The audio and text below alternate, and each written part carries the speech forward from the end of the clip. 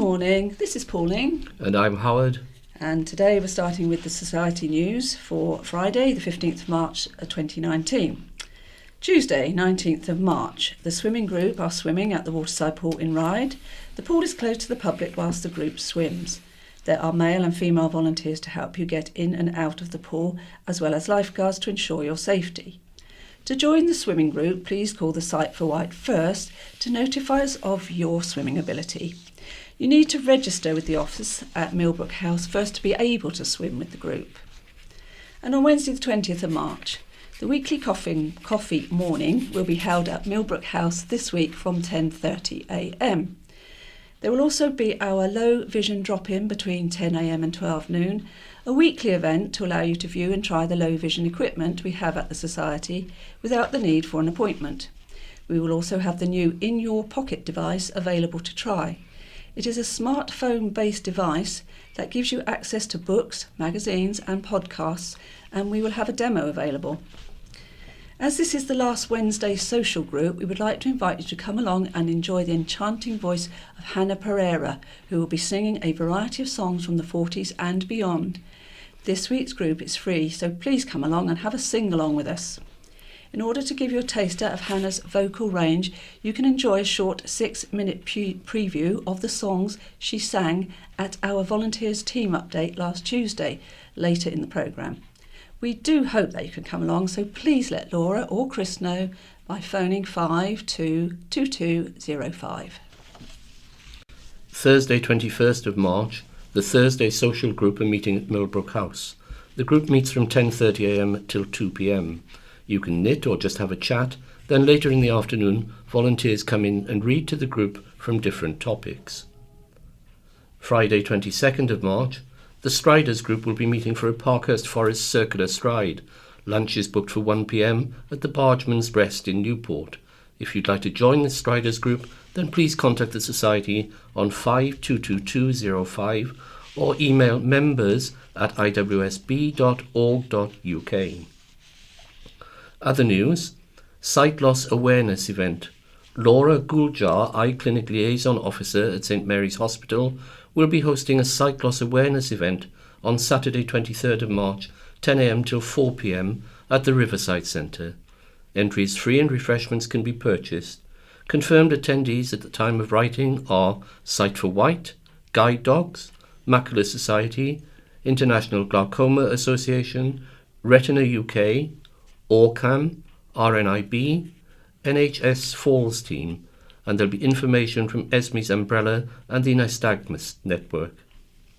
We invite VI members to help test our updated website. Sight for Wight is in the process of updating our website to make it more accessible and user-friendly for visually impaired users and more aesthetically pleasing to sighted viewers. Some VI members have already undertaken some testing on our behalf with a couple of text-to-speech software packages, but we'd be delighted to receive feedback from as many VI members as possible, as there are many different software packages available. We're keen to identify and correct any glitches or difficulties experienced before we go live with the updated website. You can access the website by typing http://siteforwight2.whitecomputers.com/. Please provide your feedback to our Marketing, Communications and Fundraising Manager on admin@iwsb.org.uk during the coming weeks so that we can relaunch the new website by the end of the month. A quiz night in aid of Sight for Wight is being held on Friday 3rd of May at New Close Cricket Club. It starts at 7:30pm with teams of up to 4 people. If you'd like to join in, then please let Laura or Chris know by Wednesday 20th of March on 522205. Upcoming activities. We will be attending the Independent Arts Sing-About session at St Mark's Church Hall, Wootton on the first Wednesday of the month, beginning on Wednesday the 3rd of April. The session runs from 2pm to 4pm. It is free to attend and refreshments are provided. However, voluntary donations to independent arts are appreciated. Minibus transport may be available depending on location and costs £2. We will be swimming at the Special Care session held at West Wight Sports Centre in Freshwater on the third Wednesday of each month, beginning on Wednesday the 17th of April. The session runs from 12 noon till 1 p.m. The cost to swim is £4.20p. Minibus transport may be available depending on location and cost £2. If you're interested in joining the group, then we will need to ask some questions about your swimming ability, general health, mobility and next of kin details. Numbers are restricted for this session, so please register your interest early. There is one space left on the pottery session on Monday the 29th of April. This 2-hour session will involve the use of the potter's wheel and cost £25. The price covers everything required, including clay, materials and use of the kiln fire. The session takes place at Jubilee Stores on Newport Quay.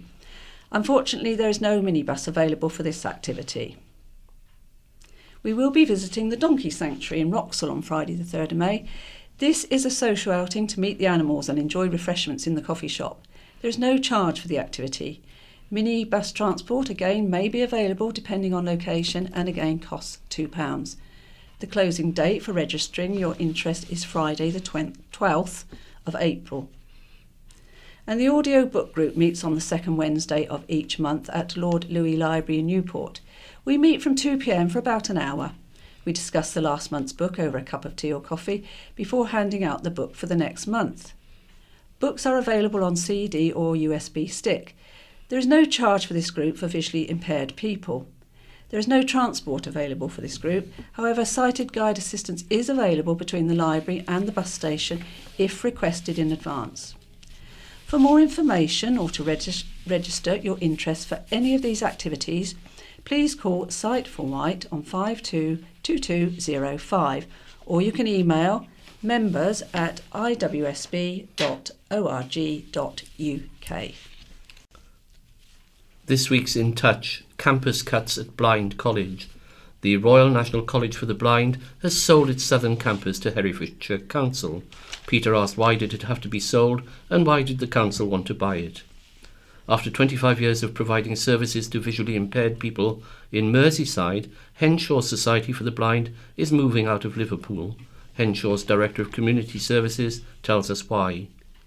Jo Parsons used to be a chef before retiring to Devon a few years ago. She hasn't stopped cooking though, setting up a pudding club in her local community to fund cooking lessons for aspiring visually impaired cooks. Wen Ha-Tse is taking Aviva Financial UK to court for discrimination for not providing her correspondence in a format she can read. She tells us why she's taken this step. The programme is presented by Peter Wight and the producer is Lee Kumatat. Now we move on to the Isle of Wight County Press for Friday the 15th of March and we start with the headlines. The first headline, Isle of Wight Pride facing axe without more help. Isle of Wight Pride could be lost the year after it hosted the UK's National Pride event. Organisers said a lack of volunteers could make the event untenable this year. The first IW Pride took place in 2017 and following the huge success of the first year, the island hosted UK Pride last year. Around 12,000 people are thought to have attended. But Eve White, Secretary and Trustee of Isle of Wight Pride, said after a number of people left the organisation, the team had been left severely depleted, putting the future of the event and the Isle of Wight Pride organisation at risk. Eve said, like almost every other Pride, IW Pride can't happen without volunteers. And unless people from our community come forward, we can't guarantee the future of Pride on our island. Without more volunteers, our options are to have a year off, a fallow year like Glastonbury Festival, or for us to wind up the organisation, which would obviously be a devastating blow, not just for us but for the whole LGBTI community on the Isle of Wight. Volunteers are needed to join the Board of Trustees and to help with sponsorship, bid writing, accounts, social media and communications, as well as helping with the main event. Eve said, Pride is such a fun thing to be a part of. I've made amazing friends and can't recommend it highly enough. IW Pride's AGM takes place next Saturday, March the 23rd at noon at the Riverside Centre, Newport. For information on joining the team, email info@iwpride.org. The second headline is about a school closure. More than 100 villagers attended a vocal and heated meeting to discuss the future of a freshwater primary school. The future of All Saints Primary School remains in doubt after the Isle of Wight Council announced its preferred option to deal with falling student numbers in the West Wight would be the closure of the school and expansion of nearby St Saviour's Roman Catholic Primary School.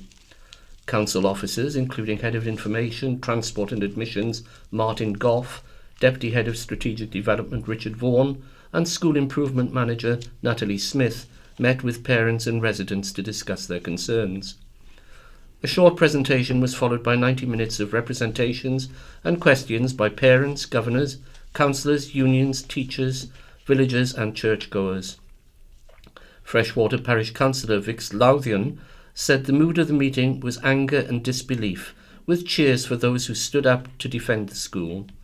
Parent of 4, Rachel Dunleavy, said its closure would add to traffic congestion in the area. She said, "I asked Councillor Brading to walk with me, my buggy and my young children on the proposed school run to Totland, where there are no pavements, and we would be forced to walk on the road into oncoming traffic. He refused." Governor Dr. Catherine Powell said, "This site is fabulous. It's close to all the public amenities and where children and families live, 95% of whom walk, scoot and cycle to school." Meanwhile, a bid to give the decision more scrutiny by the council has failed. Freshwater South member, Councillor John Medland, tried to call the potential closure back to the scrutiny committee and said an action plan should be developed to improve the school. However, due to being one signature short, the call-in failed and the current consultation into the closure will continue as planned. The consultation, available online, closes on April the 12th. 4 teenage girls were arrested on suspicion of violent disorder following an incident at Seaclose Park on Wednesday afternoon. Police were called at 3:45 p.m. to the incident involving a group of young people. When police arrived, the group dispersed, but officers spoke to a number of people at the scene who indicated that witnesses had recorded footage on mobile phones. A 15-year-old boy and a 16-year-old girl were left with minor injuries. 3 14-year-old girls and 1 15-year-old girl were arrested on suspicion of violent disorder. The children have all been released from custody without charge but remain under investigation. Police are appealing for video footage recorded on mobile phones. Enquiries are ongoing to establish what happened. Detective Inspector Ron Locke said, "I'm keen to hear from any members of the public who have either recorded footage of this incident or who have seen this being shared on social media platforms. My officers are continuing to speak to a number of teenagers and their parents to identify everyone who was involved.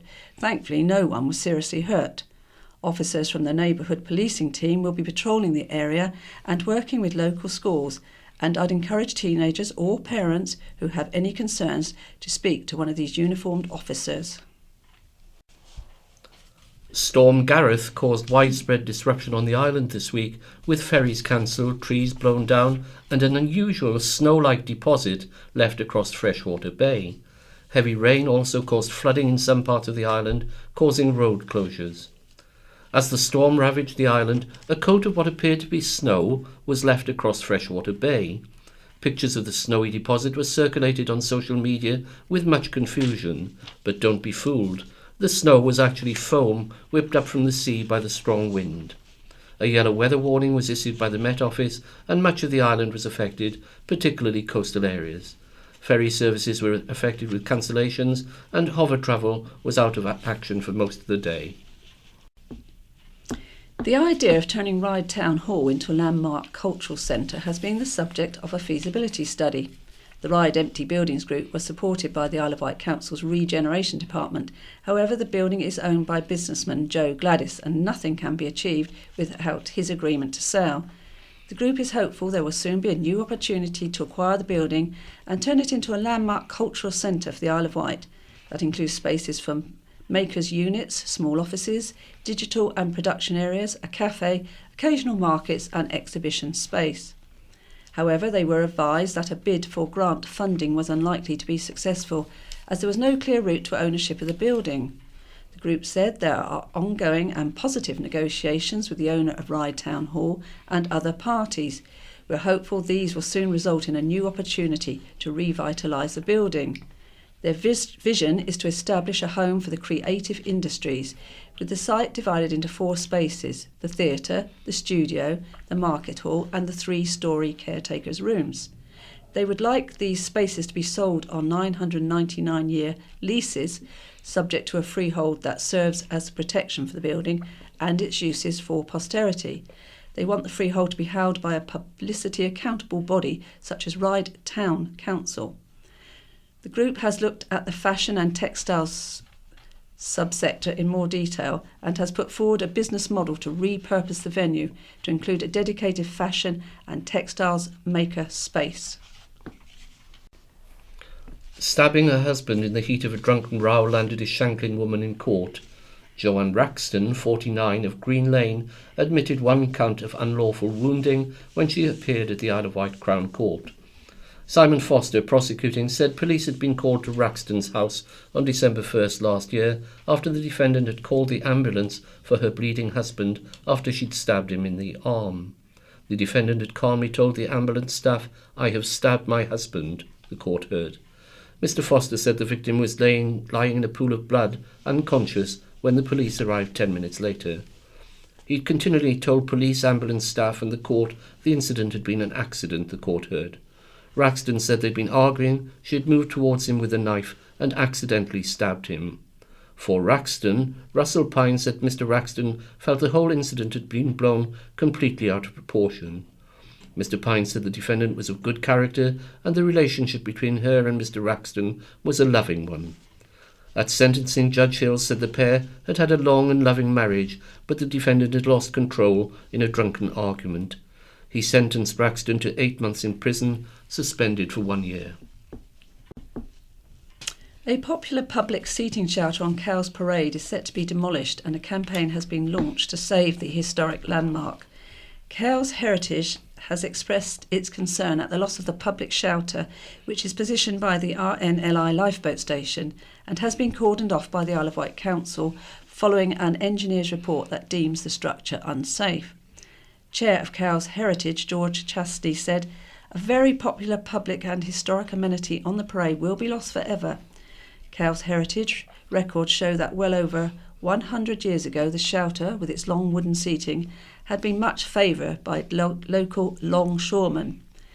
These days it is greatly appreciated by thousands of visitors to the parade, particularly when it is raining or when there is a pressing need to find some shade.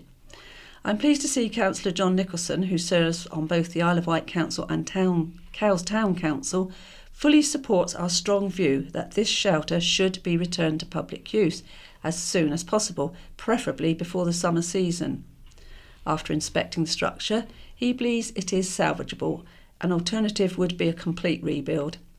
If the Isle of Wight Council is reluctant to spend all the necessary money, he thought Cowes Town Council might be persuaded to make a contribution. If both councils fail to fund the work, it is not out of the question for Cowes Heritage, as a last desperate resort, to launch a public appeal. Before it is too late, we simply must ensure a covered shelter with seating continues on this site well into the future. Just over half of frontline medical staff had the flu vaccine this year, despite a trust target of 100%, with at least one person declining because they were vegan. The Isle of Wight NHS Trust set an ambitious target of vaccinating all healthcare workers who have direct contact with patients. However, just 53% of staff took up the free optional vaccine. Only half of the Trust's doctors, 157 out of 313, opted to have the jab. Nurses and midwives had the highest vaccination rate at 60%. Out of the 1,261 staff not vaccinated, only 47 returned forms stating why they wouldn't be having the jab. Many didn't put their names, role or location on. The reasons given including being vegan, because the vaccine is cultivated in chick embryos, because it might make me ill, the vaccine doesn't work, never had flu, don't want the vaccine, had flu after the vaccine before, don't like needles. The Trust will now be looking at how to change its campaign for next year. Needle-phobic staff will be able to have pre-arranged walk-in jabs, which, the Trust said, would reduce the anxiety of waiting. In November, Chief Executive Maggie Oldham said staff who were not vaccinated could be removed from frontline duties.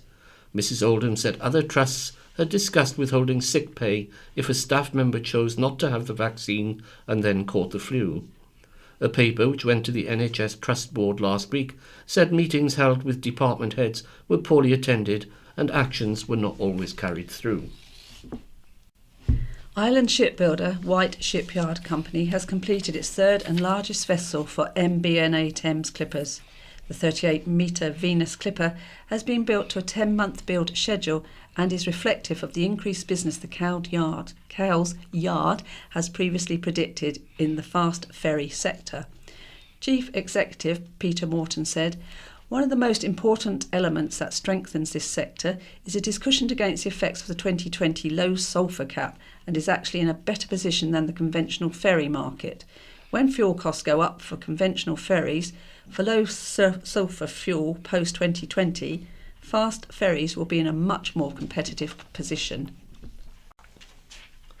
Failing to take a breath test for alcohol, claiming he had a tooth abscess, led to a driver losing his licence for 3 years.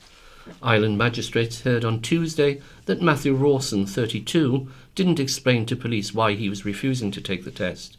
Rawson of Priory Road, Shanklin, admitted failing to provide a specimen for analysis at Newport Police Station on February 10th. Court Clerk Lucy Gullen explained as it was Rawson's second driving offence within 10 years, there would be a minimum driving disqualification of 3 years.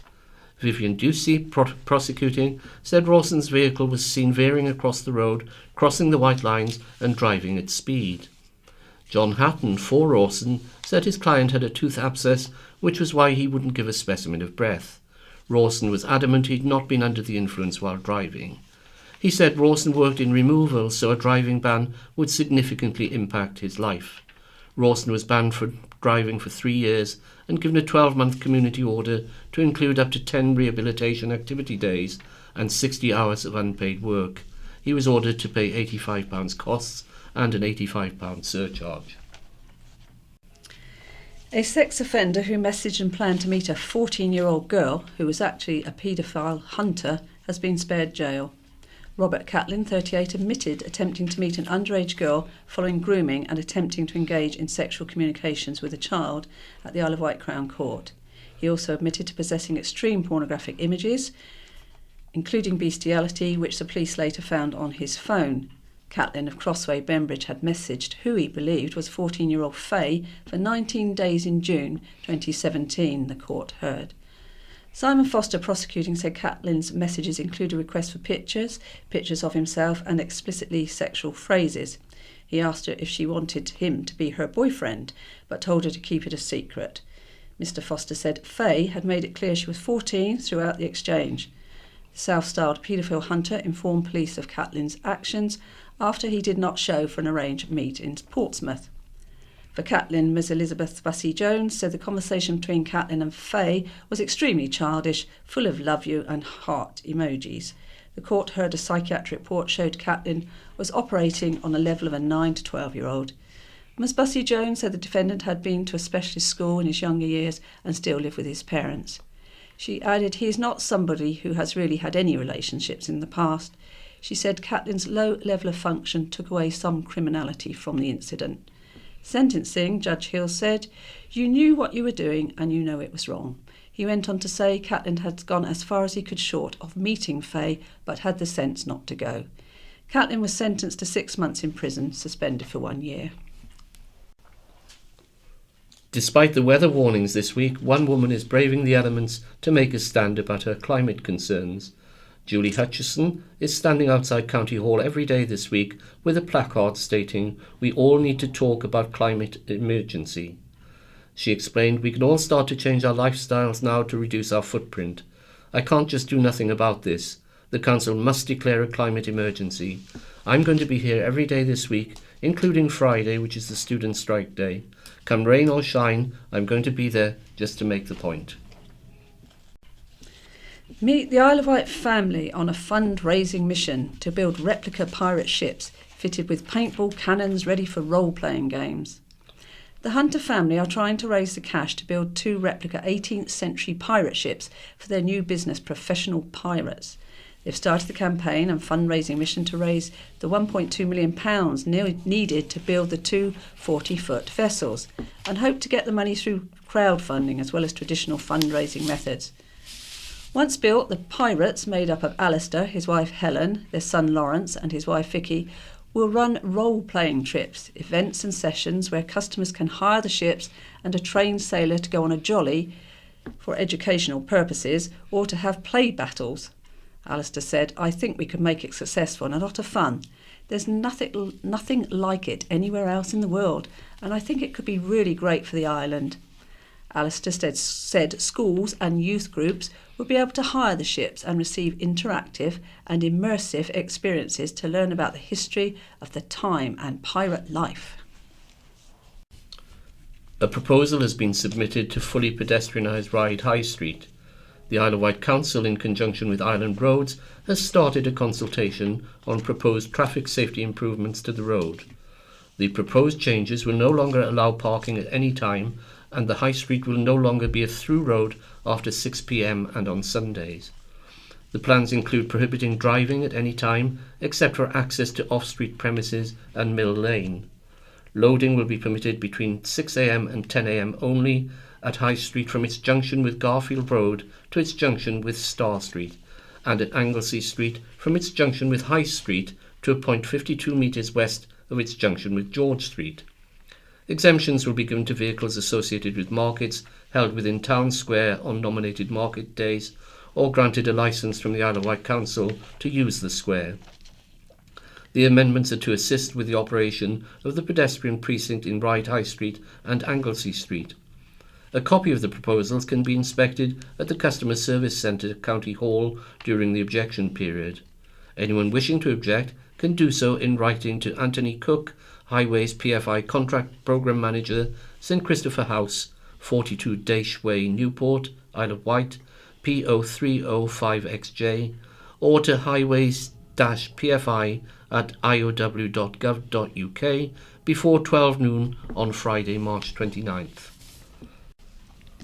The former Visit IW finance officer, who took almost £34,000 from the organisation, has been spared prison after repaying the amount taken. Joanne Thornton, 56, who now lives in Sheffield, is the wife of the former Visit IW chief executive, David Thornton.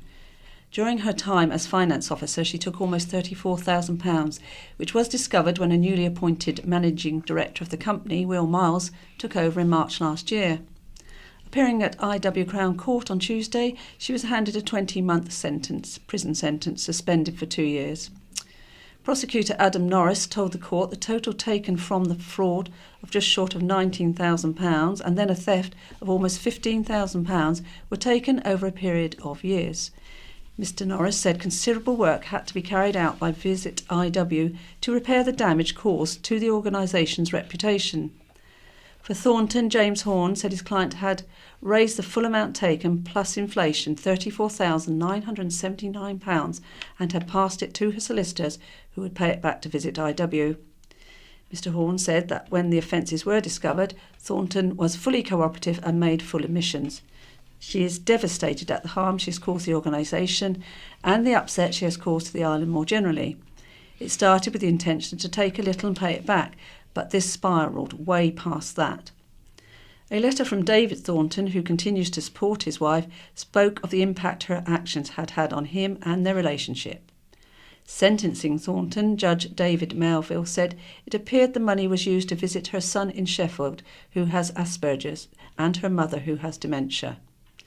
Judge Melville said it was a serious breach of trust and abuse of her position of power. Judge Melville ordered the full amount to be paid back within a week, otherwise she would be imprisoned for 6 months. The judge also imposed a nighttime curfew for 3 months. Will Miles, managing director of Visit IW, said the fraud and theft came to light initially following an internal audit of our finances. To trace the missing monies, a team of specialised forensic accountants were brought in equipped to deal with the intricacies of crimes such as this. The findings of the report were then handed to the police, who initiated proceedings against our former employee. These crimes have been committed by Joanne Thornton alone, and she is responsible for this situation. I continue to assure our white bid levy payers that all monies received have been used fully and in the correct manner in line with the white bid structure and plans. Plans to replace a popular seafront cafe with a food van have been withdrawn after hundreds of people objected. The Lifeboat View Cafe in Bembridge was demolished last September with a view to building a smaller cafe on the same site. Almost 900 comments were lodged against plans for a house extension and permission to place a food van and small kiosk at the Lane End site. The site was formerly flats, now converted into a single property with a cafe at the front and a large outdoor seating area. However, in February, owner Deborah Potts applied for permission to extend the house and build a boathouse on the site. Separate plans were lodged for a food van and small kiosk on the site earmarked for the replacement cafe, raising fears from residents it would never be built. The plans to build the boathouse were withdrawn on March 1st, and the plans for the food kiosk have now also been withdrawn. Councillor for Brading, St Helens and Bembridge, Councillor Michael Murwill, said, "I received an email from the planning agent Paul Stack confirming the withdrawal of the application. The email states the owner is now hoping to implement the approval for the replacement cafe as approved under a previous application." Hundreds of tourists and residents had commented on both plans, registering their objections to the potential loss of the seafront cafe. A spokesperson for Bembridge Business Association said the cafe, which was demolished, was an important tourism asset. The nearest alternative beach cafe is the Beach Hut, which is 1 kilometre distant. Tens of thousands of visitors annually visit the RNLI station adjacent to the site. Bembridge Coast Hotel, with a similar number of visitors, is only 400 metres away. Lane End Beach itself is a popular tourist destination, and the site is immediately adjacent to the coastal footpath. An adequately sized cafe is an important part of the tourism offering in the area and also provides much needed employment opportunities.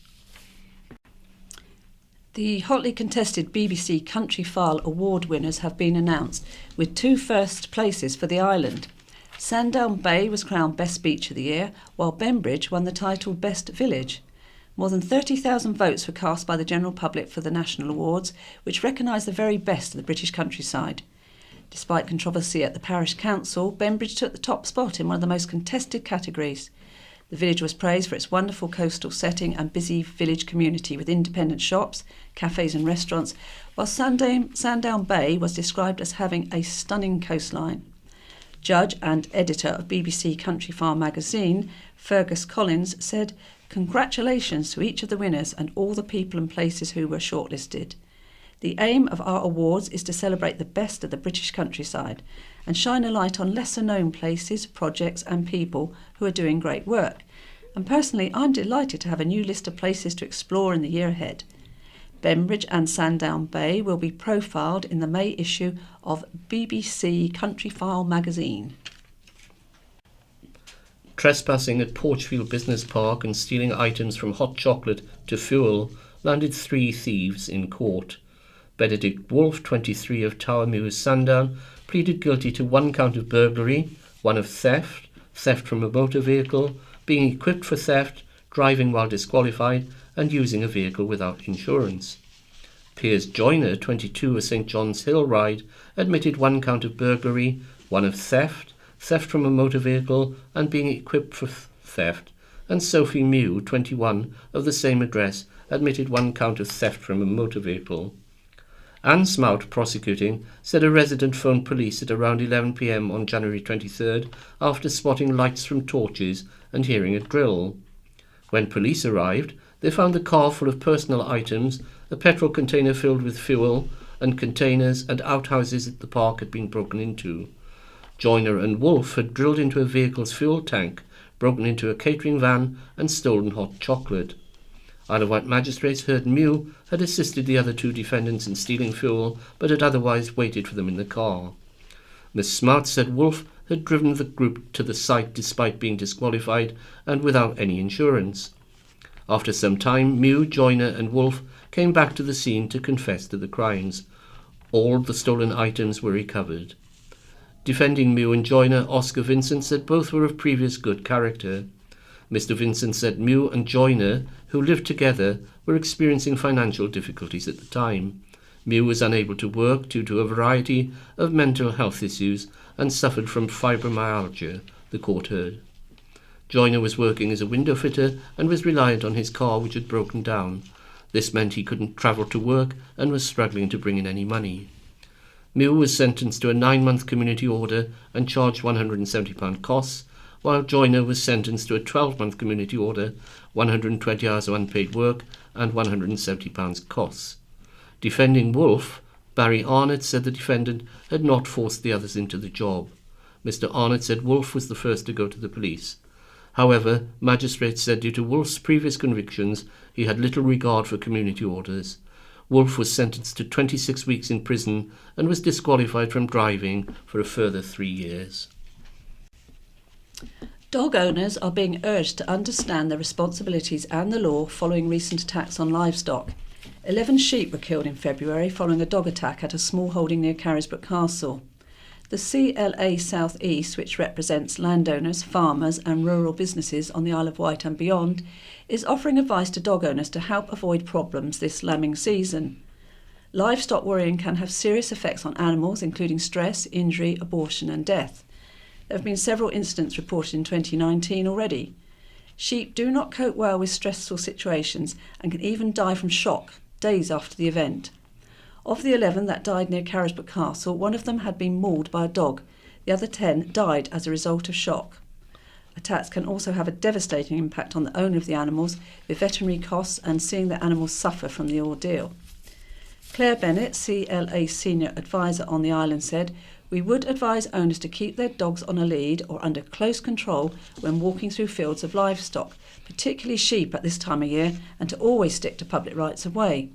If you live near land with livestock in it, ensure you know where your dog is at all times and that your property is secure and your dog can't escape at any time. It is the owner's responsibility to keep their dog under control.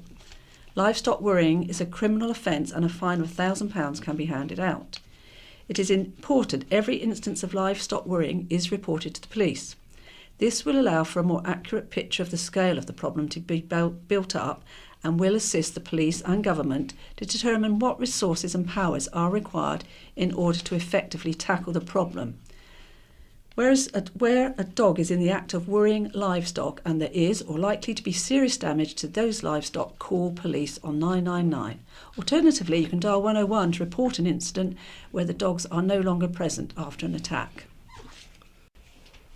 An Isle of Wight teacher has won the University of Oxford Inspirational Teacher Award after being nominated by a former pupil. Sam Lapham, who is studying at Oxford, nominated his Old English teacher Richard Dunsterville from the Bay Church of England School. The scheme allows talented students who have come from schools that don't have a track record of having pupils to go to Oxford nominate a teacher who inspired or supported them. Isle of Wight MP Bob Seeley offered his praise to the inspirational teacher. He said, "A teacher who is able to inspire a pupil to realise their potential is something we must recognise and promote, and I congratulate them both." Mr Dunsterville, who is head of the English department, will now attend a formal awards ceremony and dinner at Oxford in May. Is Newport High Street about to suffer another loss? Rumours have it that Edinburgh Woolen Mill is about to close its door. The store has been displaying closing down, subject to landlord negotiation signs in its windows for weeks, but so far the press office has been unable to confirm an actual departure date. The county press has heard it may be moving to the site of Pondon Home Interiors on South Street. The two companies are part of the same group. Pondon Home has also been displaying closing down signs. Nearby, Bright House has cleared its stock out after announcing it was closing its doors. A painter and decorator who was exposed to asbestos while working at the Isle of Wight prisons died of asbestos-related cancer, an inquest heard. Alan Donald Baker died at the Mountbatten Hospice on July 16, 2018, at the age of 85. Mr Baker of Swanmore Road Ride worked at the prisons from 1974 for 14 years. After being diagnosed with cancer, he made a statement about his exposure to asbestos. He recalled large amounts of asbestos dust being present when sheets of asbestos and lagging around the boilers were removed. Mr Baker had to brush off the residue to reseal the boilers. He said he wore a mask, not a suit, and the masks were so insufficient they were often taken off. He became a health and safety union rep, but said nothing was done about the dust. The workers would simply go outside for some fresh air. Coroner Caroline Sumaray concluded that following exposure to a significant amount of asbestos, Mr. Baker died of the industrial disease malignant pleural mesothelioma. Meet the man trying to clean up the island streets. Brock Silver of Newport has taken to social media to spread his concerns about the amount of rubbish piled up by the dual carriageway. He said, "I think we can all agree there's an issue with litter in our community. I decided to take a little action. I did a couple of classes at the Isle of Wight College a few years ago and was astonished by the litter in the hedges on the approach. But this is only a tiny part of a huge problem affecting the island. Everywhere I go I see hedges choked with litter. Travel anywhere on the top deck of a bus or cycle and the extent of the problem is overwhelming." Brock has cleared some of the rubbish along the path down to the college in his spare time over the past weeks. The 7 bags he filled in one day was from less than 100 yards worth of litter, and Brock said some of it had been there so long the cans had started to disintegrate. "I don't really understand why we've become the sort of people that do this, but we need to try to do something about it. It can't be too difficult to understand. What blows around gets into the sea, which feeds into the ocean, which chokes dolphins, whales and turtles. Invest yourself in your community and improve it. I promise you'll feel engaged." That concludes the first part of your talking newspaper for today. So it's goodbye. Best wishes from Howard. And from Pauline. Hello, I'm Lester. And I'm Madeline. And to start today, we're going to do the Isle of Wight letters. And the first one is titled Ageing Dilemma, and it's from Jane Bowleskill in Binstead. St Mary's makes a front page headline again. It must be so demoralising for the staff who continue to work there with lack of staff and beds. There are gross anomalies. If there aren't enough staff, then agency staff have to fill in the gaps. On paper, they seem to cost more, but agency staff pay their own tax, NI, professional indemnity, and have no sick or holiday pay, or paid training. It would seem fairly obvious that more and better services cannot be provided at the same time as saving £13 million, although things may have changed since I passed A-level maths in 1972. The NHS is no longer crumbling. It is broken, kept alive on huge amounts of goodwill and kindness. Our population is older than ever and thus tends to have more illness. No amount of prevention will stop this. Older people take longer to mend and need more help to do so. A child's broken arm will heal in 2 or 3 weeks, and his mum will feed, water, wash and dress him. A broken arm in an older person may take 2 or 3 months, and they may be unable to do things for themselves, especially if living alone. That is why politicians must grasp immediately. Intervene early to help kids. From a worried mum of Ryde, whose name is withheld. The rising trend of youth violence, gang and knife crime is directly linked to failings in our education system. My son has special education needs, or SEN, and was formally diagnosed with ADHD at the late age of 14. At primary school, he was an above-average student, but did not cope with the transition to high school and began slowly to unravel. The high school followed a pattern of detentions, exclusions and twilight school provision, along with various attempts to off-roll him to other schools. The school did not, however, look to see whether he had a barrier to learning, a hidden disability. Why did they do that? Children with SEN are costly. They require specialist support, and quite simply, schools do not have the money as they are being forced to make cuts. So, what happens is that many schools seem to follow a standard path, hoping the kid goes somewhere else, and in some cases, that kid goes straight into the den of thieves. My son went on to commit 22 offences in an 8-week period, a costly crime spree. He was encouraged to steal items in exchange for drugs and asked to steal bikes by adults over from the mainland. He ended up with a 12-month youth rehabilitation order, Two of his cohorts, aged just 14 and 15, served custodial sentences. Both, unsurprisingly, were not in mainstream school. What is even more unintelligent is the pattern of offending is known. There's a well-established link between ADHD, autism spectrum disorder, and offending with a disproportionate amount of youngsters with ADHD serving a custodial sentence, around 30% compared to around 5% of the population. Having ADHD is not an excuse, but offers an explanation, and therefore this is the positive bit. It affords us with an opportunity for early, meaningful and life-changing intervention. But sadly, this is not happening. The headlines are now full of tragic stories of violent and meaningless teenage deaths, but we have allowed this to happen in order to balance the books. Exclusion are of little benefit as a tool to correct behaviour, but do push children into gangs, crime and violence. What savings are worth paying for in children's lives? It all adds up. This letter from Jeff Naylor in Winchester. When a dog bites a man, that's not news, but when a man bites a dog, that's news, journalists are taught. However, an editor in a British national newspaper has recently disclosed there is a journalistic tendency to become immune to commonplace events. Commonplace events, such as the epidemic of violence in our homes every day, on the television and gaming machines. Then there is more knife crime on our streets, and we wonder why. Do we not consider that watching violence night after night has severe psychological consequences for our well-being, social attitudes and what is considered to be normal life? And this applies particularly to the young. Another referendum from Keith Barber, Shanklin. Is it not time for our Prime Minister to address the nation with regard to the serious situation our country is in with regard to Brexit? To settle this, she could justify suggesting a second referendum by stating the following.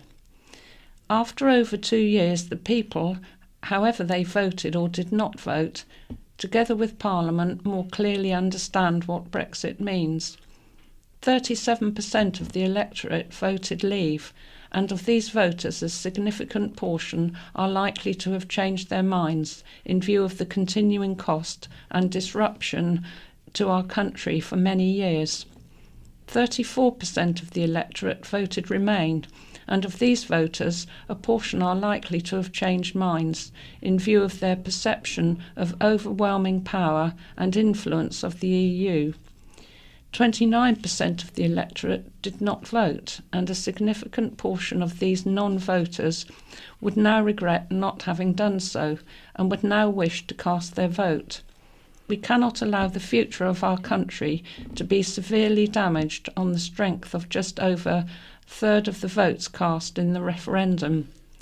Let's be sure and know that the people are better informed. Let them cast their vote again. Smaller homes are needed. From Nigel Golding, Ryde. Bob Seeley's column last week, County Press 080319, devoted to the housing targets in the Island Plan, was a model of common sense, which is another way of saying I largely agreed with him. However, his revised housing target of 300 houses per year is a conclusion out of step with the earlier excellent points he makes, and in the light of projected pattern of zero growth in the current population of the island. It's undeniable we have a need for low-cost housing, but Soviet-style targets have never worked and distort the market. Housing has been planned in the right places and not left to the whim of developers to haggle over as part of a much larger market price projects, an obligation that which is frequently circumvented in practice. We need not so much low-cost housing per se, but simply smaller units, either to accommodate the ageing of the current population or as a first step on the housing ladder for younger people. The placement of these developments needs careful and active planning so we end up with communities that are pleasant places to live in without imposing environmental burdens. Garden Isle will become a concrete jungle, from Keith Wilson of Newport. Enough is enough, turning this garden isle into a concrete jungle for the retired and second homeowners. Jonathan Young wrote, County Hall has known for years that lots of holiday homeowners are paying no council tax and no business rates, 720 of them as of last August, and that many of them are enjoying a free lunch by getting their bins emptied for nothing. Just 132 were paying business rates. What percentage of those proposed 9,000 plus new homes will be holiday homes paying nothing, along with the 720 already not paying as quoted above? As you already know, St Mary's Hospital has no more capacity, patients having to travel to the mainland in their hour of need for vital treatment. Roads and infrastructure cannot cope now, and 9,000 plus houses, average of 4 persons per property, will raise the island's population by 25% to approximately 200,000. Can Lynbottom landfill site cope with the increased refuse this will bring? Will a pipeline from the mainland for fresh water be required to accommodate the proposed 40,000 population increase? What percentage of these houses will be affordable for the 5,000 to 6,000 unemployed residents of the island? Can a figure be put on an affordable house, bearing in mind the very low wages paid here? May I quote the comments from Bob Seeley on the 8th of February? I am concerned about our housing targets. These targets are set by the national government according to a formula that takes no account of our unique circumstances. First, the targets are too high, and secondly, they are not designed for islanders. I believe we need to prioritise housing for islanders and in numbers that respect our landscape. That means we build fewer houses, but those that we do build are overwhelmingly designed for islanders first and foremost. That way we look after both our own and our environment. Will a referendum be required to resolve this contentious issue? With this mass influx of people, will there be sufficient new jobs created? Why should our island of outstanding natural beauty be blighted for so many by so few? Focus on St Mary's, Bob, from Hans Bromwich in Cowes. This week we have Soundbite Seeley advising women to participate in the National Breast Screening Programme because taking up across the UK is waning. Really? How patronising. No doubt his next motivational ditty will be to advise school children to look left and right before crossing the road. Is this guy for real? If you want to do something genuinely useful for the island and islanders, as our MP Bob, then secure some proper support and funding for the government to help support and save our one and only hospital on the island, St Mary's. We didn't know about plan, from Lucy Watson, House Manager, Silver Sands Court, Bembridge. I am writing to complain that local people in Bembridge were not given nearly enough time to reject the proposal of 180 houses in Bembridge. This will have a massive impact on the infrastructure and community. The first I heard about it was a notice on the board at work. We had no leaflets or letters through our doors, and I live 2 doors down from the proposed development. Surely our parish council should have been more responsible to the people of its parish. To disseminate information and give people the time and chance to make informed choices, I for one am very disappointed in my parish council's tardiness in this respect. Girl Guide's big anniversary, and this is from the first Carisbrooke guides and brownies. We are celebrating the big 100th anniversary in 2019. Any past members who belong to the first Carisbrooke units are invited to celebrate with us. A number of events are planned, including a reunion picnic and an exhibition at Carisbrooke Castle Museum, which was founded as a memorial for Princess Beatrice's husband, Prince Henry of Battenberg. HRH Princess Beatrice graciously allowed her name to be in our Girl Guide registration title. However, firstly, as the present members, we would like to meet with you to invite you to share your memories of being a guide or brownie in Carisbrooke with us.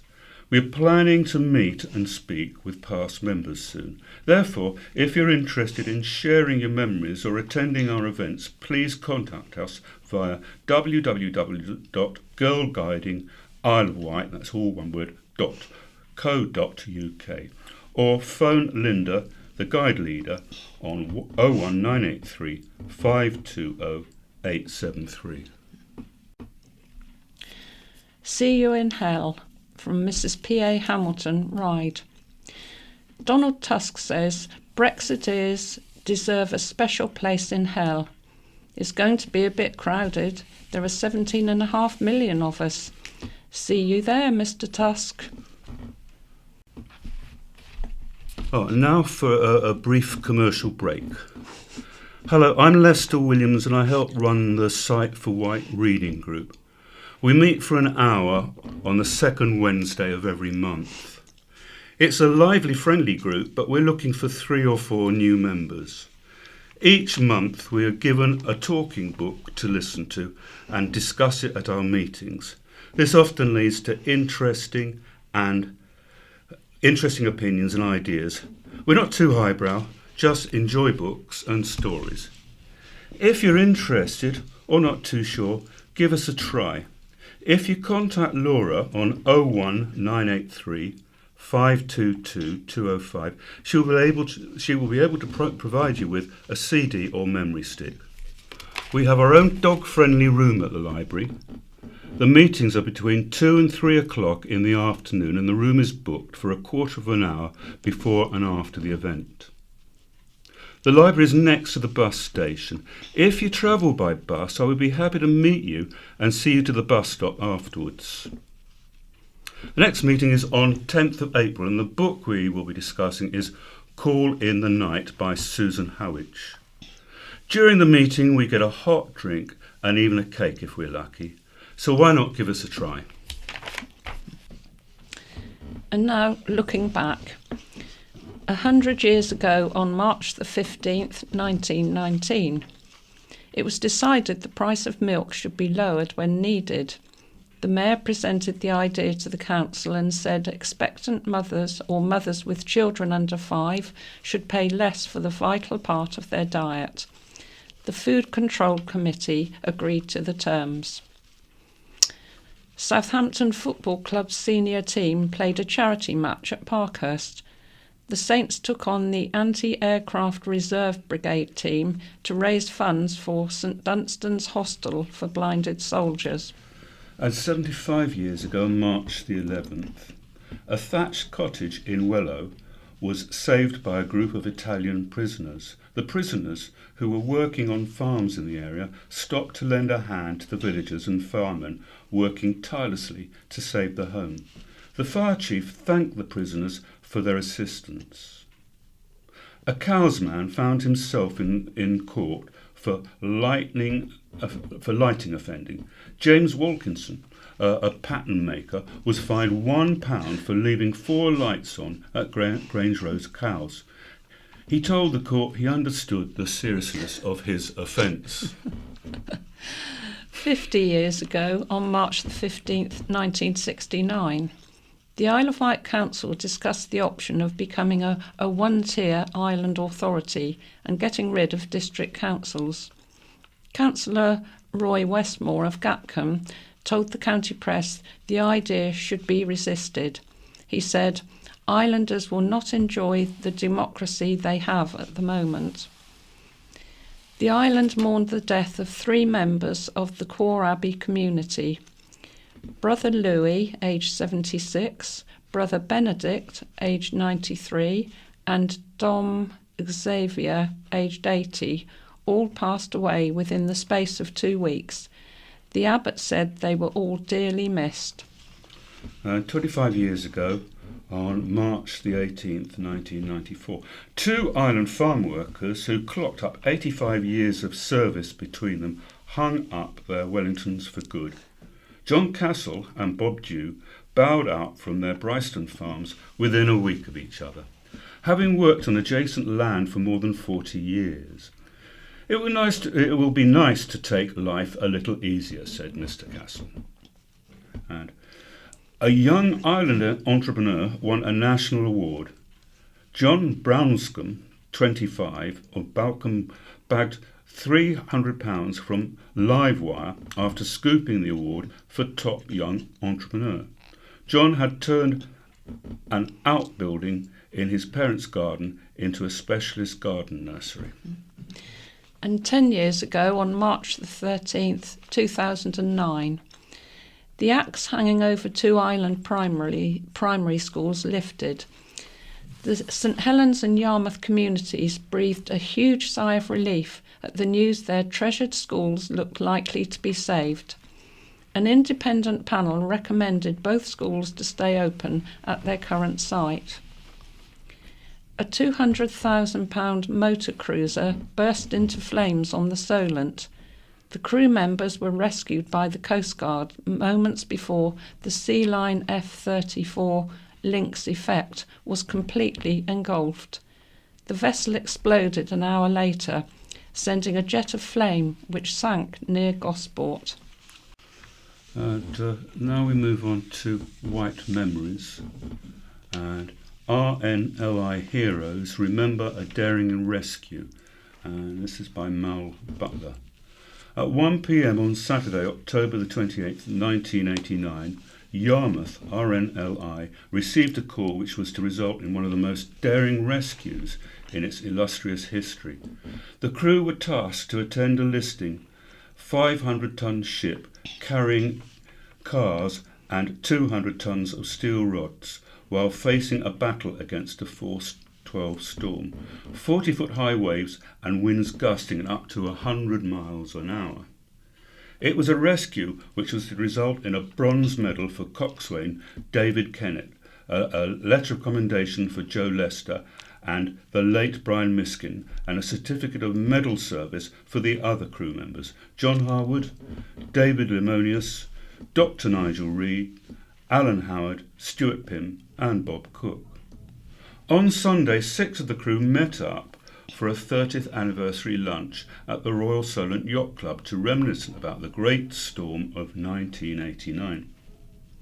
They spent 18 hours in treacherous seas but rescued 2 men off the stricken Maltese coaster Al Quadra 1, bound for the Mediterranean.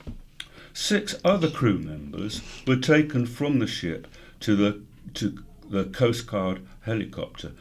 Dave Kennett, who had been awarded a silver medal in 1975 for rescuing 5 police officers in a yacht in a force 10 gale, takes up the story. He said, "When we got to the ship, we advised the captain to abandon it in the daylight and let us take off his crew, but he refused.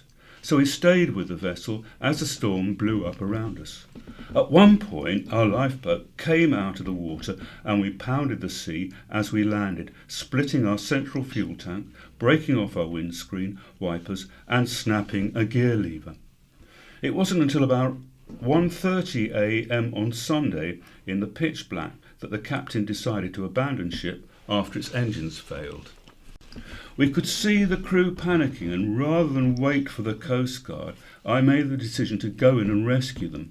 At that point, the ship was rolling through 90 degrees, so evacuation had to be carried out over her stern. Emergency coxswain Joe and assistant motor mechanic Brian plucked 2 of the crew from the scrambling net hanging from the stern. According to newspaper reports at the time, Joe and Brian were praised for displaying great strength and total disregard for their own safety in hauling the second survivor, who had fallen at one stage below the level of the lifeboat deck, on board.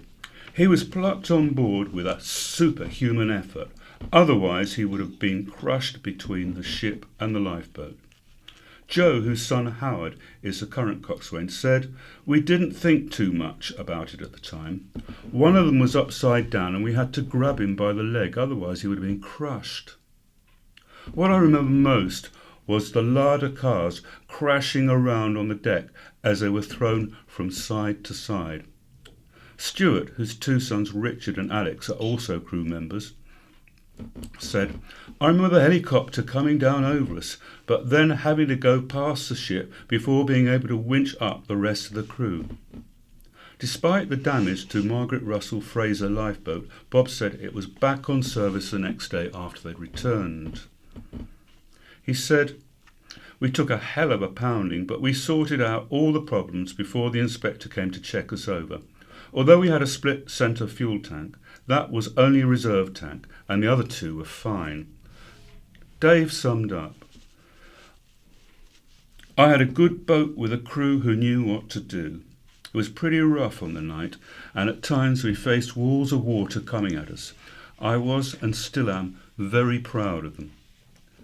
As an aside, he added, a filmmaker, Mallory Maltby, had asked to come on board at some stage when we got an interesting shout. So he came down and we told him what we were about to do. Suddenly he wasn't too keen, but we persuaded him and he stayed with us, making an award-winning film entitled A Good Job Well Done. Quite so. And another Wight memory. 1925 hunt meets in Newport Centre. There was a photograph in the county press on November the 7th, 1925, captioned, "The hunt opening meet on Monday in Newport Market." This print, actually taken from the original glass negative, showed a surprisingly large gathering for a Monday morning, mainly of men who seemed to have the day off. 2 years after the photo was taken, the hunt moved to new kennels at Gatcombe, where they remain to this day. The hunt had begun life in the 1840s when just 8 foxes were brought over from Portsmouth and released at Newchurch, specifically for hunting. In the background are 2 buses belonging to the Vectis Bus Company, set up in 1921 by brothers Leonard and Christopher Dodson. It was an instant success, transforming life for islanders, and just 8 years later they were able to sell out to the Southern Railway. The names were then joined together to make today's Southern Vectis.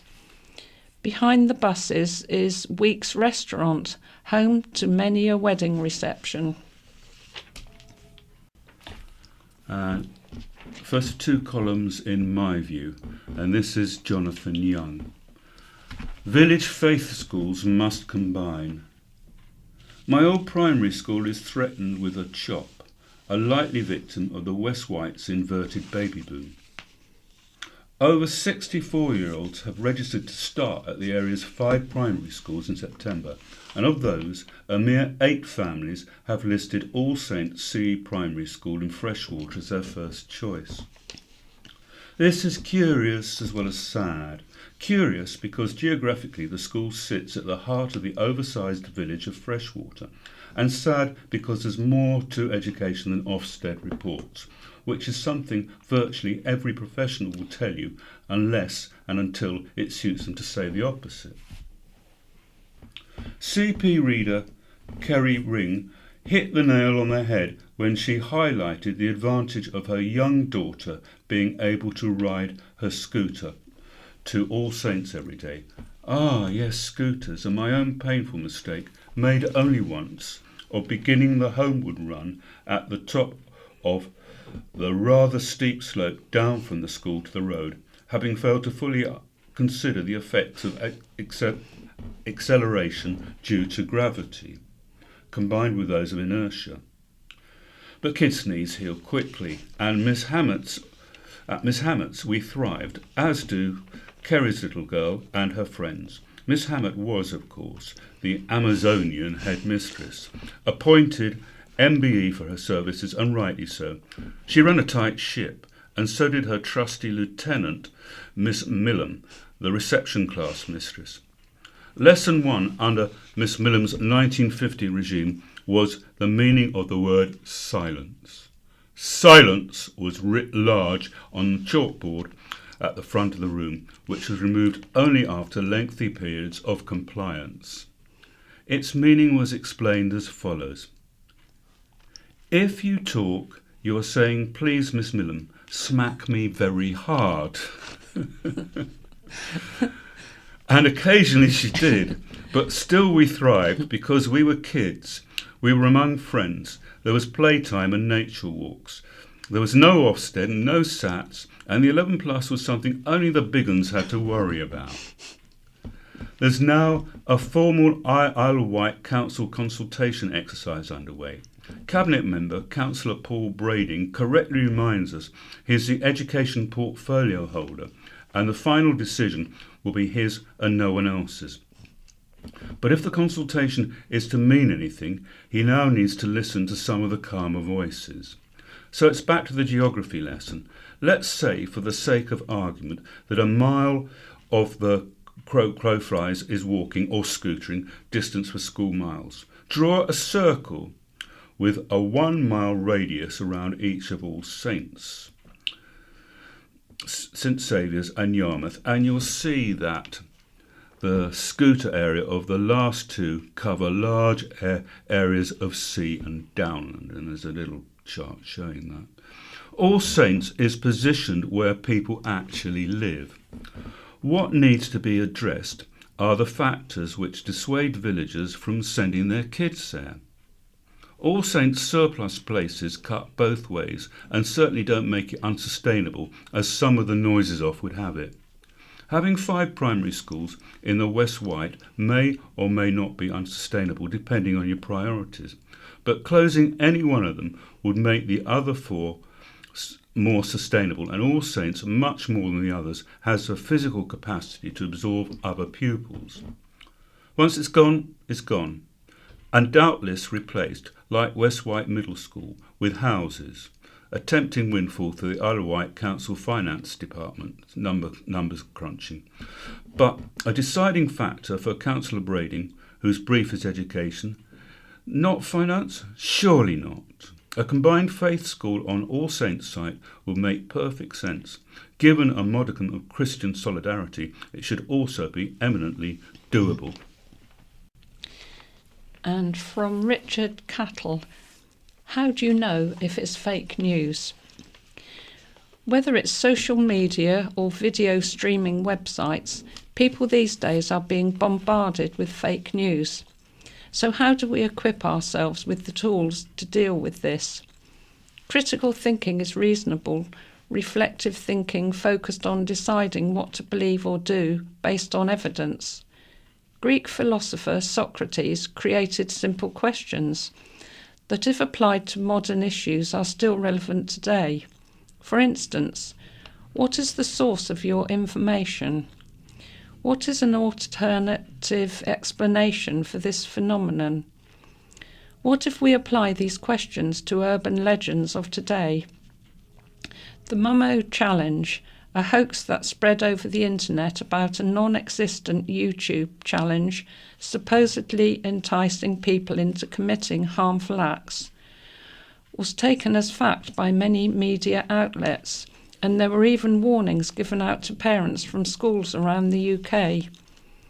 If we take the first question, what is the source of the information, then a quick search on Wikipedia would have shown this clearly was a hoax. A reverse image search of the rather terrifying Momo picture would have led you to the source, a sculpture by the Japanese artist Koizuki Esawa of an ubumi from 2016. An ubumi is a Japanese ghost who appears holding a baby, but once the infant is handed to you, it turns into a bundle of leaves. Let's take the other question to look at ghostly visitations, and we find an interesting possible explanation. This comes in the form of psychological phenomena such as hypnagogia. If you've never heard of hypnagogia, look it up. It really is fascinating. Many symptoms really fit with some ghost stories. I was lying in bed when all of a sudden there was banging coming from the room above, but when I investigated, nothing had been disturbed. Therefore, it must have been a ghost. In conclusion, teaching critical thinking is important in the modern world of fake and false news. Skepticism is the desire to see evidence through the scientific process. Some people criticise science by saying it doesn't have all the answers. This is true. Science is about learning. There are many belief systems, usually based on ancient writings, which claim to know all the answers, but these leave no room for learning. If you think everything has been explained, then you have no need to learn new things, and civilization stalls. The strength of science is the fact that it doesn't know everything. All the best, and sleep tight. And this is an article about Coast Guard training and Coast Guard rescue team. Being strapped into a harness and lowered over the side of a cliff is not an ordinary day at the office for me, but for the volunteers of the Needles Coast Guard rescue team, the cliff face is home from home. The Needles team is a specialist rope rescue unit, as is the Coast Guard rescue team, CRT, at Bembridge. Ventnor CRT volunteers are mud rescue specialists. I spent a day with the team from the Needles in order to gain a better understanding of the vital life-saving work Coast Guard volunteers do. Station Officer Thomas Wight, who has served 20 years as a CRT volunteer and now leads the Needles team, wanted to spread awareness about the work of HM Coast Guard and to remind the public when to dial 999 and ask for a Coast Guard. All CRTs are trained in search, water rescue and first aid, as well as for any specific terrain found in their area. Mr. Wyeth said, anybody who uses our coastal environment needs to understand the risks involved and also who to call should an emergency situation arise. When anything occurs on the sea or foreshore requiring emergency assistance, people should be calling the Coast Guard via 999. Even if they aren't 100% sure someone is in difficulty at sea, it's better to be safe than sorry and report what they can see.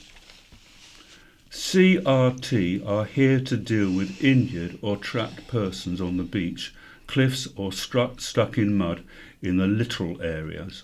We also rescue household pets from these areas. One of the most challenging things for the team members is that they can be called upon at any given moment of the day or night, 365 days a year. The Needle CRT has an average of around 80 to 100 incidents a year. Mr. Wyeth said, you might be in support in a supermarket doing your shopping, out for dinner with your family, or just back from one shout when you're paged again. It's quite a strange sensation to be living your normal life one minute and the next being tasked to deal with a vast array of incidents on the coast. Some may only take 30 minutes to deal with, while others you can be out for a protracted time. We are also duty-bound to assist our fellow emergency services should they request our assistance, with searches to extricate a casualty from a remote spot. Team members at the Needles CRT said they joined the organisation for different reasons. CRO Andy Walker said, in early retirement I was looking for something to do that would give back to society. I had no idea I would find something that I would enjoy so much and achieve the former. The thought of potentially saving someone's life is immensely rewarding. DSO Neil Smith said, I do it for the sense of community and to be part of a team of like-minded people. Helping someone in trouble gives a remarkable sense of satisfaction. The camaraderie of working together in challenging circumstances offers a unique sense of fulfilment. CRO Neil Myers said, "I joined as I was new to the island to help integrate myself into the local community, to meet people and give something back. I didn't have a clue what we did when I joined, or how well it was run for a basically volunteer service. However, the team does have to deal with difficult and distressing situations." Mr. Wyeth said, "We do deal with the fatality of humans and pets. These are by far the most difficult aspects to deal with, but it is done with the utmost professional manner, and fortunately this is a small part of our work." The Isle of Wight CRTs have just completed a recruitment campaign, but spaces do occur from time to time, so anyone interested in joining can contact, this is difficult to read up, I'll say the letters CRSE and then inquiries, a.mcga.gov.uk. In order to enjoy the Isle of Wight spectacular coastline safely, there are some basic rules people can follow. Keep a safe distance from cliff edges. Always keep your dog on a lead when walking along cliff paths. Check the tide times and understand what impact they will have on any planned activities. If you're going to sea or on a coastal joint, tell someone your plans and what time you expect to be home. Go prepared. Have a form of communication with others. Always wear a life jacket at sea. Educate your children on what to do if they become separated from you at the beach. Never leave a child unattended on an inflatable toy on the sea. Have it tethered to the shore.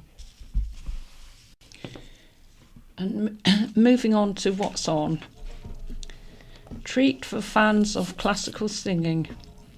2 popular choirs will be performing on the island this month. Next Saturday, March the 23rd, the Cantata Choir presents English choral classics at the All Saints Church Ryde at 7:30 p.m.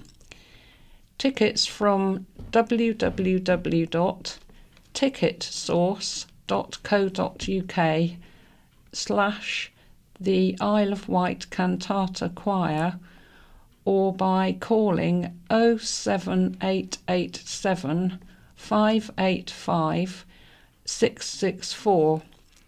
And the following Saturday, March the 30th, the Orpheus Singers presents Brahms' Requiem at St Catherine's Church, Ventnor at 7:30 p.m. Tickets are obtained by calling 615 875. And Dire Straits star heads for Medina Theatre. One of the UK's best bass players and former Dire Straits star John Ilsley will visit Medina Theatre next month. With Dire Straits, he sold more than 100 million albums, spent 1,100 weeks in the UK album charts, and received countless awards, including 4 Grammys and 3 Brits. Now he's decided to share some of that history, a complete treat for anyone remotely interested in music. The life and times of Dire Straits will show at Medina Theatre on Monday at 7:30 p.m. and the tickets are available from the theatre.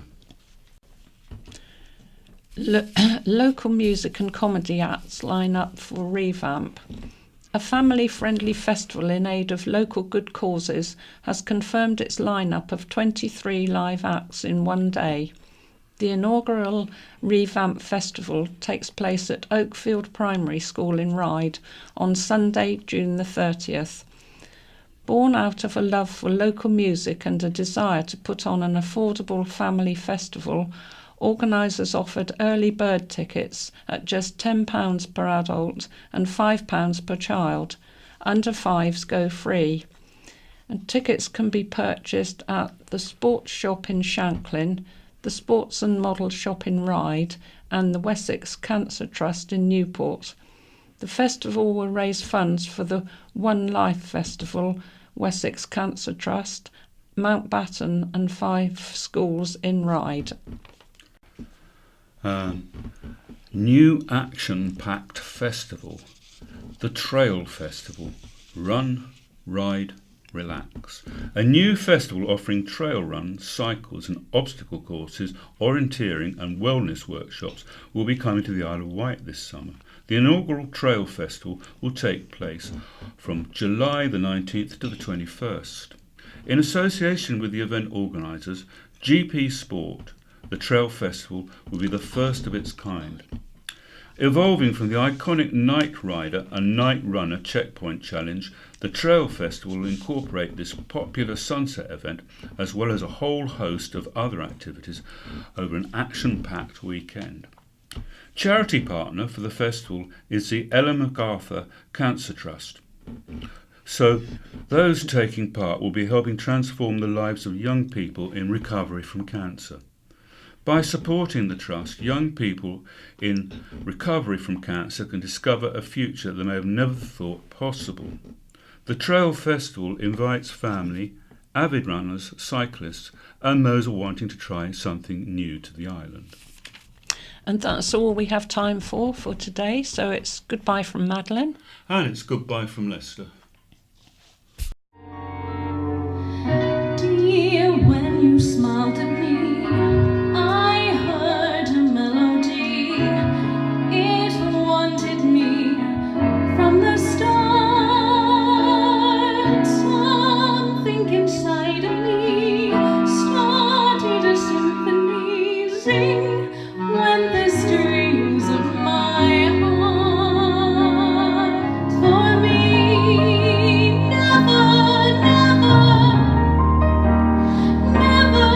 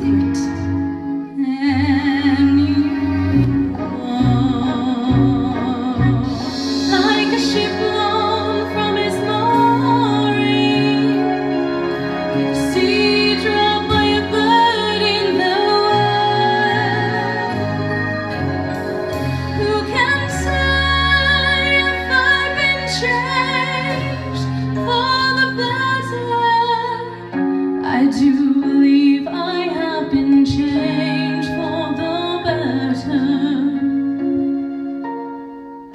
because I knew you, because I knew you, because I knew you, I have been changed.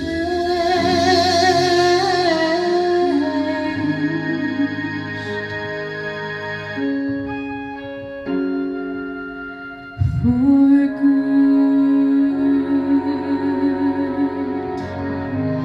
and still I dream he'll come to me,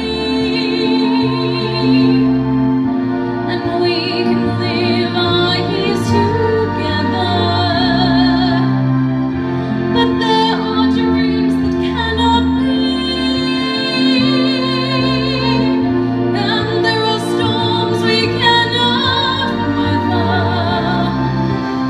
Burnt out ends of smoky days, the pale cold smell of morning.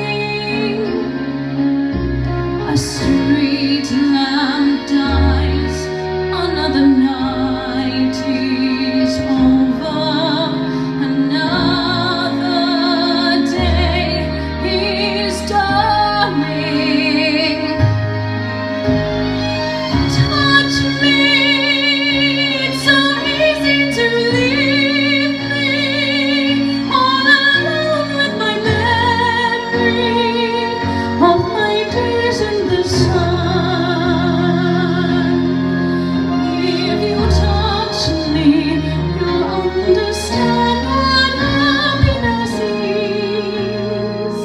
Look, a new day has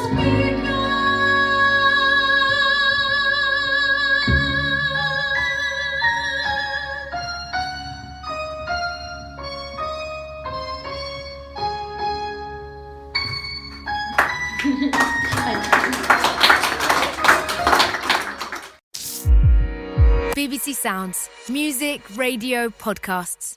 Good evening. Tonight, Balancing the Books, why a national college providing vocational training for visually impaired students is having to sell part of its campus. And a long-established charity is telling blind Liverpudlians that their services are to be cut. Also tonight, the retired visually impaired chef who just can't give up passing on her cooking expertise.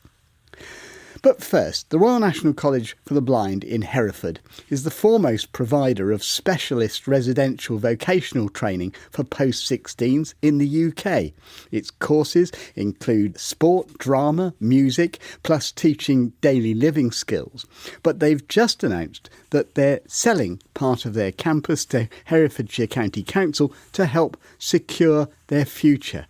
So why is that happening? Well, that's the question I want to put to the charity's chief executive, Lucy Proctor. Lucy, first of all, how serious is the financial position? We've been experiencing difficulties, I would say, since the Children and Families Act became law in 2014. The Act was intended to increase choice. It was meant to give young people a say in where they were educated, what they studied, what outcomes they were seeking to achieve. But funding reforms meant that local authorities became both the commissioner and the funder. The funding was no longer ring-fenced, and this coincided with the impact of austerity really hitting home.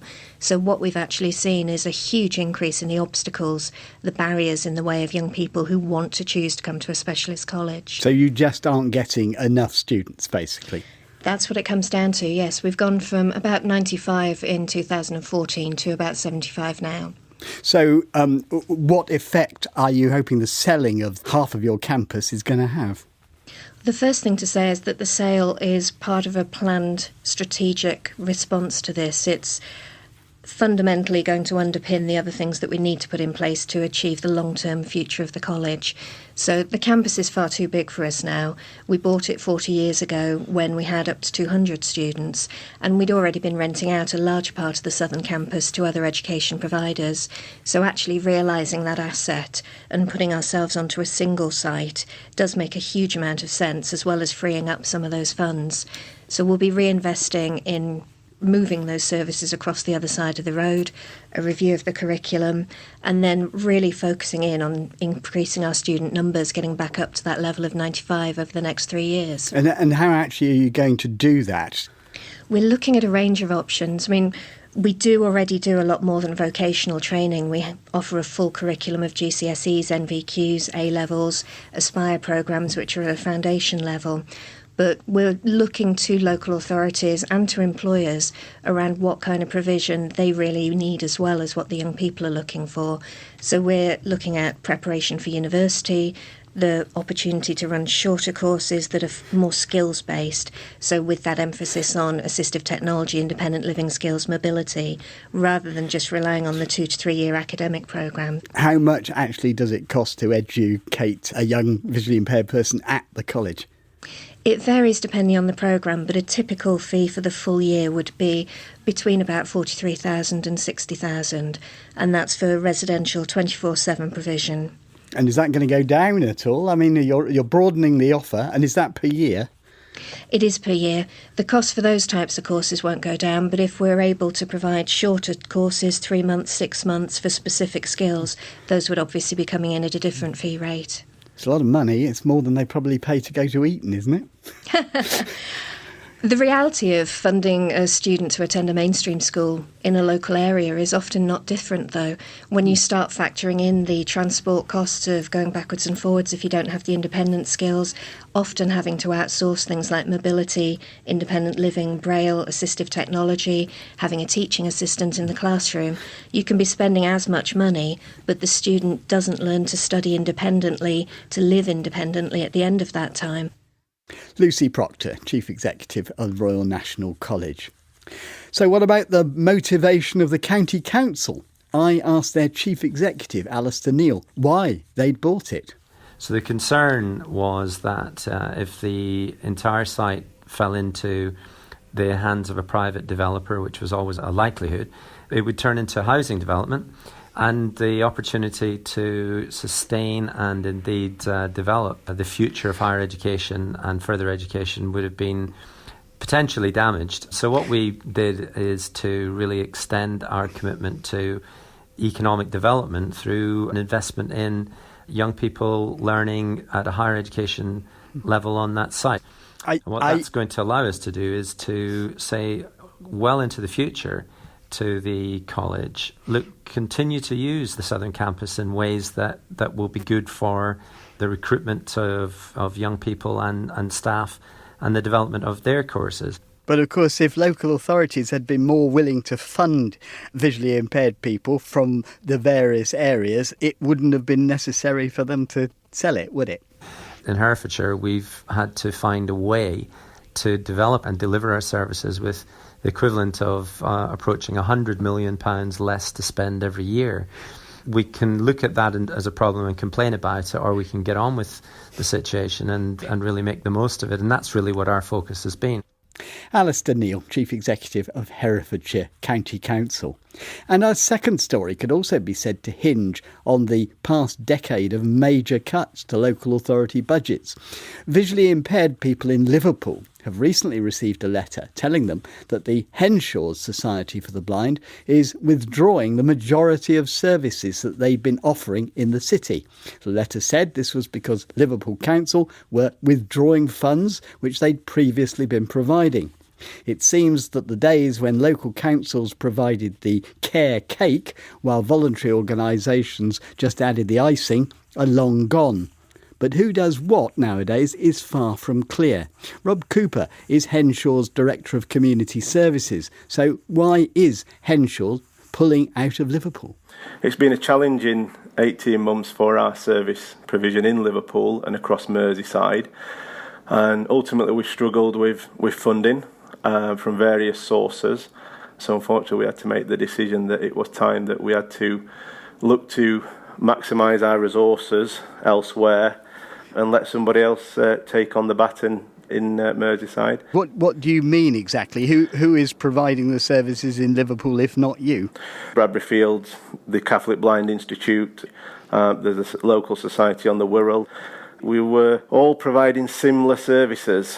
One of the areas that we weren't providing services that were similar were children and young people. So we took the decision that we would withdraw our support to our adult service providers, but we would continue to focus on children and young people. Not everyone's happy about this. I mean, we've heard from one listener, Patsy Graham, who feels Henshaw's has received a lot of charitable support from Liverpool over the years, but has always tended to focus more on Manchester. What do you say to that? There are other providers within the city region, and Greater Manchester is where Henshaw's was set up over 180 years ago. And recently, to help our colleagues and partners around Greater Manchester, we've had to work with 3 fellow blind societies which were about to go out of business and could no longer provide services. And we've stepped in to work with local authorities, work with those charities to ensure that provision is in place. So just on Friday, we finalised the arrangement with Tameside site, and if Henshaw's wouldn't have stepped in there, then we'd have been talking about 800 to 1,000 people without any services. So I think, yes, it's unfortunate that Liverpool, we've had to withdraw our support to adults in Liverpool, but I'm confident that our partners such as Bradbury Fields and the Catholic Blind Institute will be there to help pick some of those people up. Now, your letter to your beneficiaries in Liverpool coincided with Henshaw's being unsuccessful at securing a grant that it had for the previous 3 years. That was from the council. Why do you think you lost that?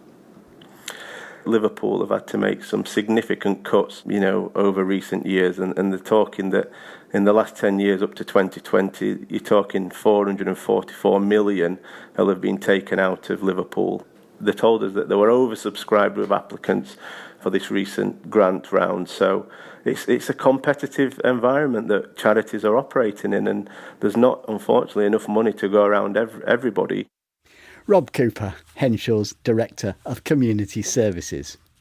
So, after all of that, it's good to hear about someone who, far from cutting back, seems to be forging ahead with her own brand of service.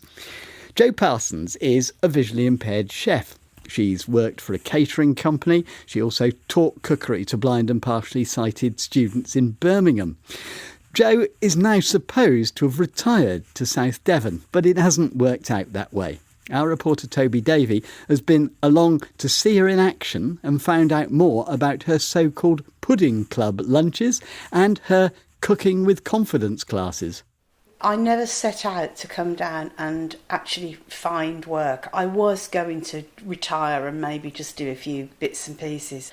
But what made me sort of get back out there was the fact that I really missed my friends and I felt quite isolated. Brett settled straight away, but I didn't. And eventually he sort of suggested to me that I should invite a few local ladies round for lunch. And he said, there's going to be, out of 8 of them, there's going to be a few of them that you're going to find something in common with. So that's duly what I did. And they thoroughly enjoyed the food that I'd cooked. And a few of us sat out in the garden late that evening talking about, life. And I basically said, what I'd really love to do is set up a pudding club. But I'd like to still give something back to visually impaired people. We're serving the puddings out there. All of them, so none of them. Apart from the Tunisian orange, which we've decided is probably going to be about the 3rd pudding out. So that will be done on plates and we'll go So that's the only pudding we're waitressing on? Yes, yeah, okay. It is. The rest are all coming up. Right. Okay. When you initially moved and decided to do this, did you find any sort of negativity towards it at all? Yes, absolutely, definitely. Offered to help with various things and was sort of, in a nice sort of way, told that, best to leave the people that knew what they were doing in the kitchen, really. You could start it with the Queen. That's a very good idea. Quite nice, isn't Oh, it? right, we'll do that. The Queen of Puddings. Bring That out, is, bring out the Queen first. That's a really good idea. The pudding clubs have been a fantastic success. I was at one yesterday and sticky toffee pudding came up top. What was the sort of setup for them? What was the main reason for setting up the pudding clubs? To give me some sort of self-worth, and also to create some sort of funding to be able to give visually impaired people a chance to be able to come and cook in my kitchen. So the Waights run, the people that come get a choice of 2 main courses, one being vegetarian, and then they get to enjoy 5 delicious homemade puddings. And then they vote, the guests vote for their favourite. She becomes Queen of Puddings and appears at the next pudding club.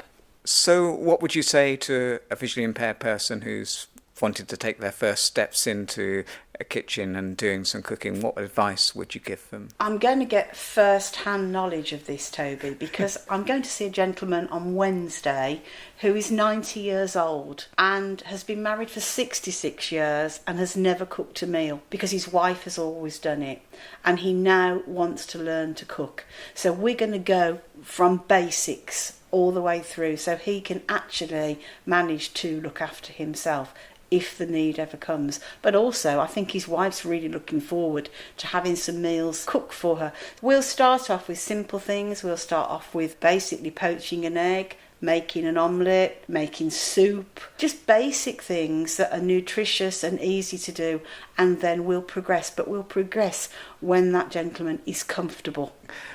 What are the sort of main dishes and recipes that people want to learn to cook? Well, it varies from person to person. I had a young lady come from Tavistock, had never cooked before. She made lasagna, she made a cheese sauce, and we turned that into cauliflower cheese. She made pavlova. She didn't think she'd be able to separate eggs because she couldn't see very well. She didn't falter on one egg. She was absolutely fantastic and actually couldn't believe how easy making meringue was. And that really boosted her confidence. And what are the sort of responses when people have been able to cook those dishes and recipes they wanted to do? What do they say to you after the sessions?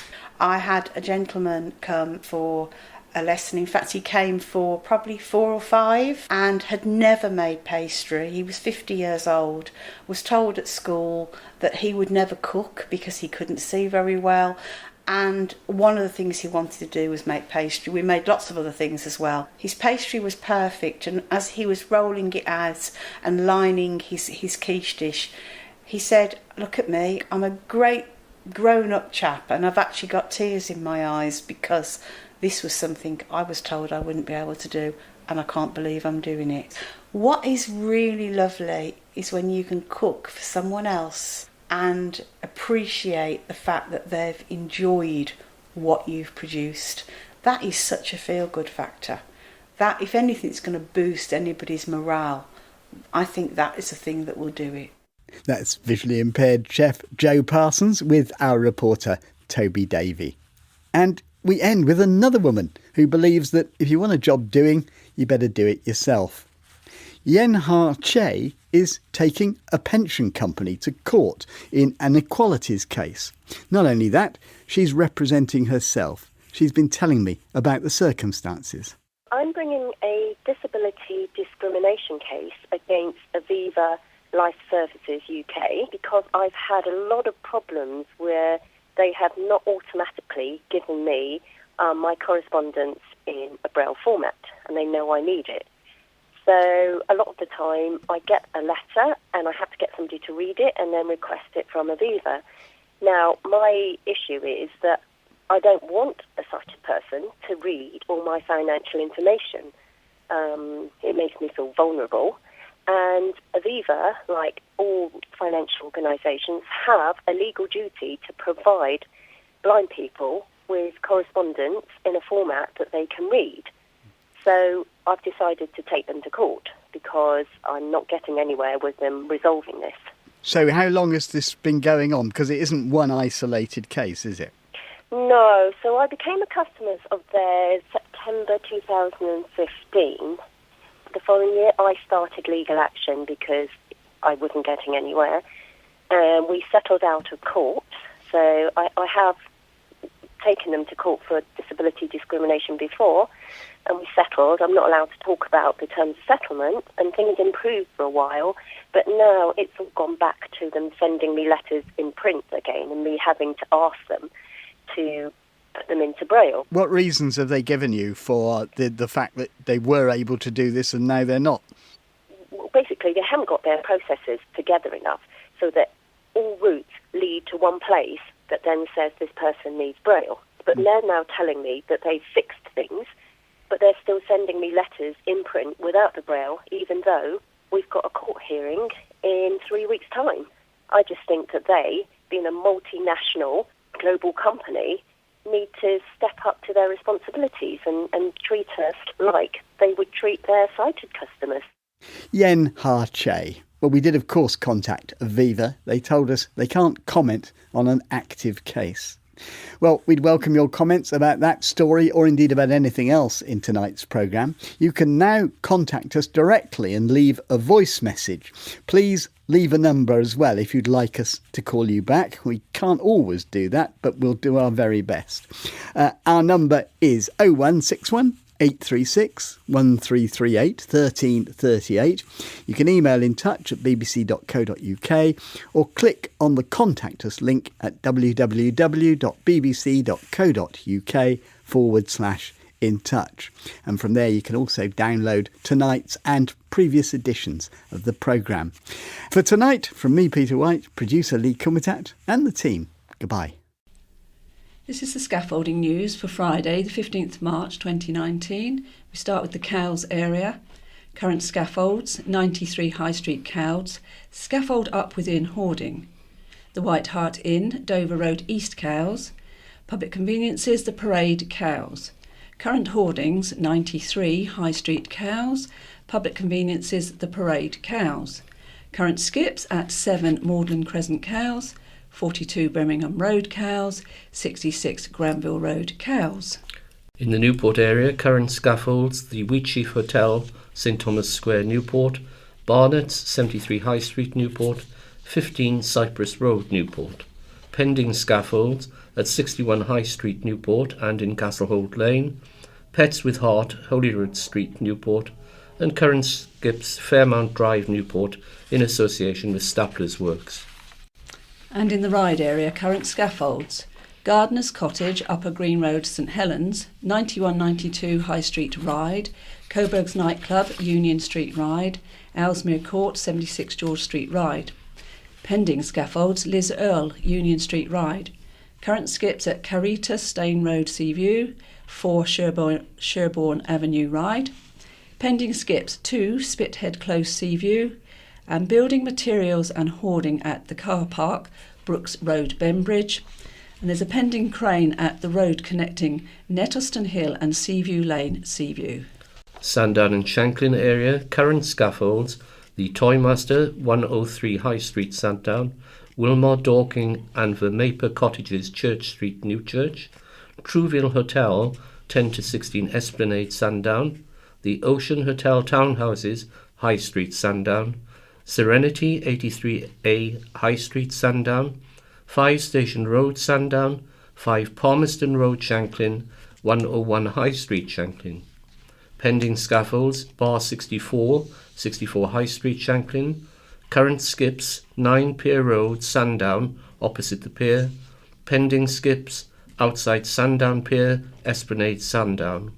Current hoardings, Premier Inn, 1 to 9 Esplanade, Sandown. Junction of St Boniface Road, Arthur's Hill, Shanklin. And in the Ventnor area, current scaffolds at corner of Trinity Road and Madeira Road, Ventnor, 1 Boniface Road and into Trinity Road at Ventnor. The Blenheim, 9 High Street, Ventnor, corner of Church Hollow, God's Hill.